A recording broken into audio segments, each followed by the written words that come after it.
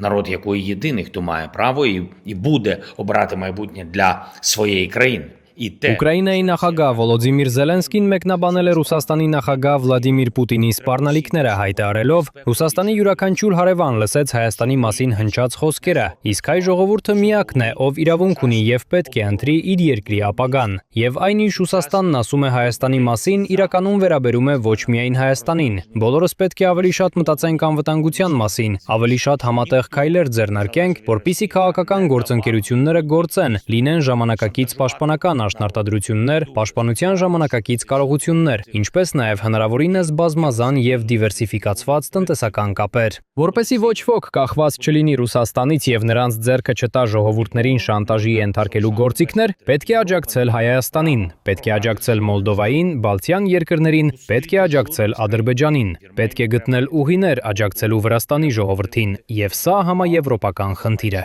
Ոչ մեկին չի կարելի կորցնել։ Знаходити шляхи, щоб підтримувати народ Грузії, це спільне європейське завдання. Нікого не можна втратити.